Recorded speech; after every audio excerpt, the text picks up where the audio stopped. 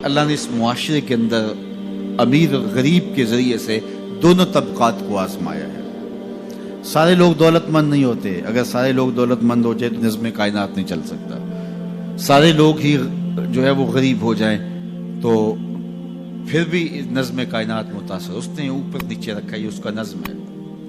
تو یہ آزمائش ہے عمرا کی، ان کو دولت دے کے آزمایا، اور غریبوں کی آزمائش ہے کہ ان کو جو ہے وہ نیچے رکھ کر کے مالی آسودگیاں وہ نہیں دی جو عمرا کو دی، اور وہ اپنی آنکھوں کے سامنے وہ آسودگیاں دیکھتے ہیں۔ لیکن جب وہ صبر کرتے ہیں اللہ کی رضا کے لیے تو ان کا صلہ رکھا گیا۔ اگر وہ بے صبری کا مظاہرہ کریں گے تو کر پھر بھی کچھ نہیں سکتے، لیکن پھر اجر نہیں ہے۔ لیکن اگر وہ صبر کر لیتے ہیں کہ یہ اللہ کی تقسیم ہے کہ ان کو زیادہ دیا۔ عمومی طور پہ یہ ہوتا ہے کہ جن کے پاس زیادہ نہیں ہے وہ زیادہ دیے گئے لوگوں کے ساتھ حسد میں مبتلا ہو کر کے اپنی زندگی کو خام خواہ کی اذیت میں مبتلا کر لیتے ہیں۔ ایک مالی کمی اور جو ہے وہ ایک ضعف ان کے پاس موجود ہے، اور دوسری یہ بیماری اپنے ساتھ خود جوڑ لیتے ہیں، تو گویا وہ دو آتشہ تکلیف ہو جاتی ہے۔ تو وہ ایک مالی ضعف میں مبتلا ہیں اور آسودگی میسر نہیں ہے، اور ضروریات بہت ساری ہیں اور ان کو پورا کرنے کے لیے وسائل خاطر خواہ نہیں ہیں، اور دوسرا ان لوگوں سے وہ آتش حسد میں جلنے لگے جن کو اللہ تعالیٰ نے نوازا ہوا ہے، تو وہ اجر سے بھی محروم ہو گئے اور دوہری مصیبت میں مبتلا ہو گئے۔ لیکن اگر وہ سمجھتے ہیں ان کا مقسوم ان کے ساتھ اور میرا مقسوم میرے ساتھ، تو اللہ نے جو مجھے دیا ہے میں پہلے تو کوشش کروں کہ اپنے معاملات کو اس میں بہتر کرنے کی کوشش کروں۔ جب ہم دائیں بائیں سے دیکھ کے اپنے گھر کا بجٹ بناتے ہیں اور دائیں بائیں دیکھ کر کے جو ہے وہ اپنے امور زندگی کو طے کرتے ہیں تو پھر ہم مشکل میں مبتلا ہو جاتے ہیں۔ اور یہ کرنے والا کوئی شخص بھی، چاہے وہ کروڑ پتی ہو، وہ سوکھا نہیں رہ سکتا، کیونکہ وہ اپنے آگے لوگوں کو دیکھے گا۔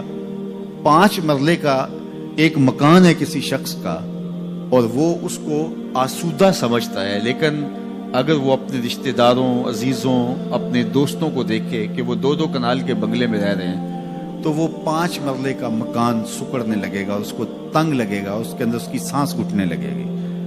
لیکن اگر وہ دیکھے کہ میرا فلاں رشتہ دار 3 مرلے کے گھر میں رہتا ہے، وہ بھی کرائے کا ہے، تو اس کو وہ گھر ہی محل دکھائی دینے لگے گا۔ اس لیے میرے حضور نے فرمایا کہ اپنے اوپر دیکھو گے تو اوکھے ہو جاؤ گے۔ انظروا الی من هو اسفل منکم، فرمایا اپنے نیچے دیکھو۔ نیچے دیکھو گے تو زندگی سوکھی ہوگی، اوپر دیکھو گے تو زندگی اوکھی ہو جائے گی۔ اس لیے تمہیں جو دیا گیا اس پر مطمئن رہنے کی کوشش کرو، اس سے اجر بھی ملے گا، اور پھر اپنی چادر کو دیکھ کے ٹانگیں پھیلاؤ گے تو آسودہ رہو گے۔ اللہ اکبر۔ سنو سیدنا علی المرتضی رضی اللہ تعالیٰ عنہ حضور کا ایک فرمان ذکر کرتے ہیں کہ آقا کریم نے فرمایا جو اللہ کے دیے گئے تھوڑے رزق پہ راضی ہو گیا، اللہ قیامت کے دن اس کے تھوڑے عملوں پہ راضی ہو جائے گا۔